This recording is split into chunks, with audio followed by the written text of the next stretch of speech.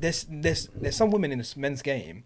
Like you got I forgot her name. The one who's gonna be host. You can't even name. No, the one who's gonna be hosting Match of the Day from next year. I forgot her name, man. Gabby Logan. Nah, not her as well. And the Kenny Dalglish's daughter. The one who's always on Sky Sports. No, don't know what you're talking about. But like they're good because they're hosting. They don't need to talk too much. They say a couple things here and there after what the pundits say. So as long as they don't talk too much, they're good. Yeah? No, I don't mean that's not what I mean. That's what I mean. But like some of the things Annie Luca comes out with, and she's starting fights on X, Twitter. Wow, like, bro, come on, man. Like her one about I can't remember what player it was, but she was like, he's got 19 goals in 41 games. That's a goal a game. It really isn't. Like, where have you done maths?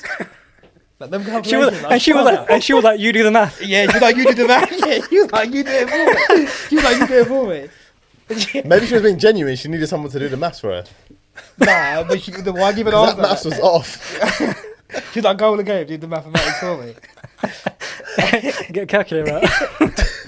Nah, but I don't know, man. As you know what, it's a bit of a, I don't think so. I can't believe she had the audacity, right, to say someone like Ian Wright shouldn't be commentating on the game. There's more benefit for him to be commentating in the women's game because of his profile, right? Yeah. Whereas I couldn't name you 3 female commentators. No, you couldn't. Like, what were you saying? I couldn't name you 3 female footballers, bro. I can name you just because of FIFA. So I'd be able to name you some, but FIFA, we playing the women's teams, yeah. Oh, yeah. They're in the ultimate team now. Manchester United women. But there's a couple of them that I watch play, yeah, and I think, you know what, she's a baller. Like Alexia Putellas for Barca, unreal footballer. Like if you actually watch her play, you'd be like, wow, like, this girl can play football. But a lot of them, you see the clips, and they're like, I just don't watch them play, bro. The ball's like hitting their head going in. I've got just enough time to watch the men play, bro. I don't think I'm watching the women play. To be honest, you know what? Actually, just you got him sweating. No. Just before we ain't got much time. Just give us some time, right? Let's do the quick fire. No. Before we go to a trivia, just one thing I wanted to ask. Go on. Tottenham and United winning Europa, getting Champions League. Have we ever seen that in our lifetime?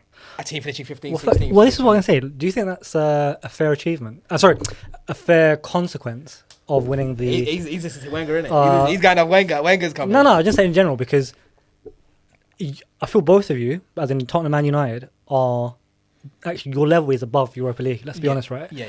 But the league... Maybe not Tottenham's, but the league... Tottenham's isn't. Tottenham's are very much... Their level is very much Europa League. Perhaps Tottenham, right? Because if you look at the opposition, right... you've pretty much, I would say you've breezed past them, but you really haven't, especially like the Lyon game, right? But do you feel like getting into the Champions League is a fair reward? Yeah. Or do you feel like it should be earned by finishing in the specific league position? That doesn't really matter though, because that's just that is just the prize that you get for winning it. So wherever you come in your league place, that it is what it is. Like if I'm going to answer from my perspective, I have to back whatever he was probably going to say, only because as a Chelsea fan, when we won the Champions League in 2012, we came 6th, right? Not even fit. Which by the way, the league in 2012 wasn't like the way the league is now, where it's common for like a United or a Chelsea or whatever to finish outside of the top 4. Yeah. Back then it was like, yo, you've really flopped if you've not. And bear in mind, it's not like we missed the top 4 spot. No, we didn't even get top 5. If I remember correctly, Newcastle finished above us that season. Yeah, when they were cooking with Demba Ba and Cisse, right?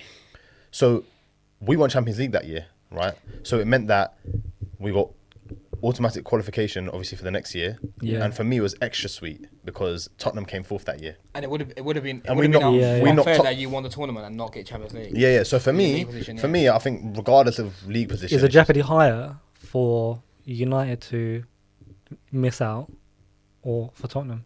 United for sure. I feel like with the cuts that you lot are making, right, and the amount of money that comes in through the just qualifying for Champions League is massive. I feel like Tottenham.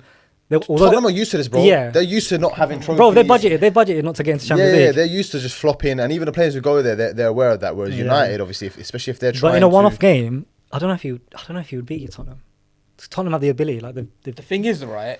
I think you're right about the finances because SJR needs it, bro. Because we've gone from like Heinz Bay Beans to like Euro Shopper. You know what I mean? Like Happy Shopper Beans. So we like Tesco Value ones. Like he needs it. And on top of that, well, actually, Spurs lost Maddison for the season. Bergwell's out injured for the season. Madison's out? He's out for the season.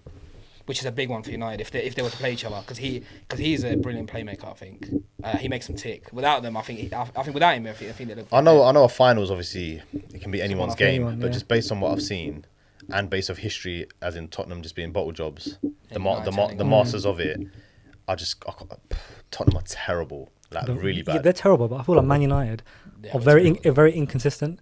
Like, I know they're getting little bit lucky with some of these last minute goals, but it's like, is that going to dry up? It's football heritage, bro. That's what we do. Last minute goal. That's put it this way, bro. DNA. Gun to your head. Who are you choosing in that final? I'm choosing United. I look at Tottenham and think, well, when you played against Man City, with all that Highland stuff. Wait, we're talking about Tottenham out there. They've still got to go to Norway and beat them, and they've beaten everyone at home.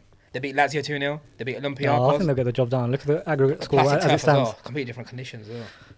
I think honestly, United will probably edge it, but probably if you edge it and you win the Europa League, like. It's almost season salvage. We ain't even necessary for it. We probably could throw a 3-goal lead tomorrow, you know what I mean, and then try make it imagine? I can start a serious beef now if I want to.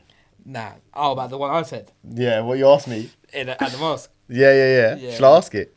Well, we've got 8 minutes left, right? So might as well. Be easy. Might as well. To be honest, it's more for you to answer though, because we'd back our own team. So the question was, who's had the more successful season? United finishing wherever they end up finishing, but winning the Europa League, or Arsenal finishing even second, but not winning a trophy? That's what I'm saying. It's tough for us to answer, because I would say United, you'd say Arsenal. Yeah, but when you say season, right? A season isn't just consisting of like one competition. No, but right? I think it's like, who finished successfully at the end of the season? It would be United, because you'll take the exact same thing, Champions League qualification and trophy. Yeah, although having said that, the Europa League isn't something to rave about. Winning the Europa League isn't something that, cool, you've won it, you keep it moving, but it's not something that a club like Man United would want to rave at. It's not something that you could brag. You couldn't brag about it, although we've not won that competition. I was going to say 2019 in Baku. Would you have raved about it if you won it then? Oh, bro, I'll be knocking at. I'll be at your door, bro. I was going to say that. To be honest, I think a lot of people knock the Europa League. It's actually a good competition. People forget, like when Atletico were in it. Teams. I think with regardless of what you think of it, and obviously I'm going to say this being that Chelsea are in the conference. Once you're in a competition, you have to play. You have to win it, regardless of what you think. You don't have any other option anyway. So that's why I'm just like, you can't belittle that, because you're in the fine. Belittle why you were in the competition in the first place and not in the elite competition like Champions League. But now that you're in it, you've got to try it. There's nothing worse than being in a competition that gets knocked and then not winning it. So.